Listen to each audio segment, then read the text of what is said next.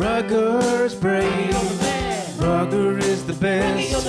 He loves new adventures and tackling on new quest. He's Rugger.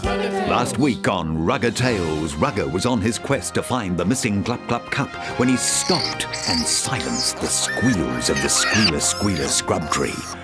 After farewelling his friend Guafuni Gruffgrug, he finally made it out of the dense and prickly bush. "Wow," Rugger said, as he peered upwards in disbelief. There in front of him was the magnificent sight of Minty Mountain. "Well done, Rugger. We're all so proud." "Thanks," replied Rugger, "but I've got work to do." The first bit of the climb was easy, but the further he climbed, the harder it got. Suddenly, the exhausted Ruggerbee felt his foot slip from under him. Down, down, down he went, over and over. Rugger slid all the way to the bottom, right back to where he had started. Rugger looked back up the mountain and buried his head in his hands as he realized he had just made a big mistake. Then he heard the Hooded Knight's message. Life's a slippery slope when there's nothing to grab. So if you need stability, just act like a crab. Rugger thought. But the rhyme made no sense. Hang on, Rugger. What if you climbed this first bit like a crab? "I've got it," said Rugger. "What if I climb this first bit like a crab? It would give me a strong base and will stabilize all my movements." Up, up, up, Rugger went, up the mountain in crab fashion. He sped up the slope and came to rest to catch his breath. May the main course be with you, my little Ruggerbee. I see climbing like a crab isn't too bad, eh? It's going fine, Rugger puffed. "What I need to know is, how long is it going to take me to climb this mountain?" Patience, my young Ruggerbee. Time is something you have a lot of. At least 7 more episodes. Remember, the best form of defense is not sitting on the fence.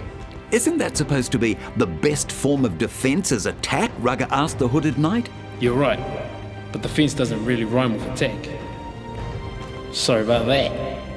And with that, the Hooded Knight was gone, leaving the echo of his last thoughts. Defense and attack.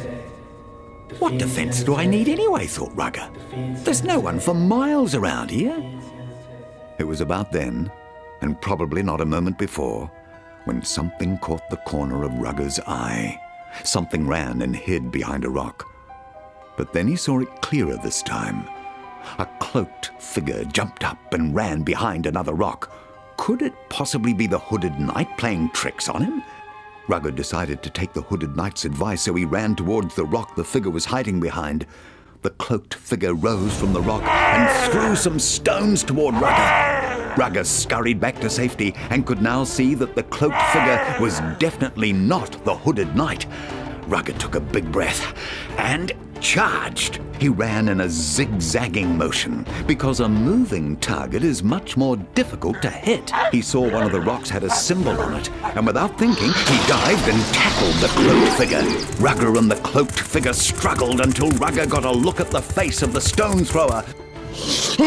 "Who are you, and what do you want?" Rugger yelled at the creature. "I'm a mountain man of Mulu.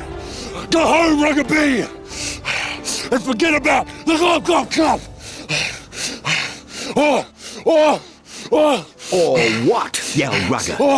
I'll tell on you." The cloaked figure wriggled his way out of Rugger's clasp and was last seen skipping along the path, running toward the top of Minty Mountain. "Goodness, that must have shaken up Rugger," Rugger said to the class full of children. What the heck is a mountain man of Mulu? Why is Rugger yellow? Who will he tell? Will Rugger go home now? Yeah, will he? Tune in to next week's exciting Rugger Tales. And remember, if you don't know where you're going, how do you expect to get there?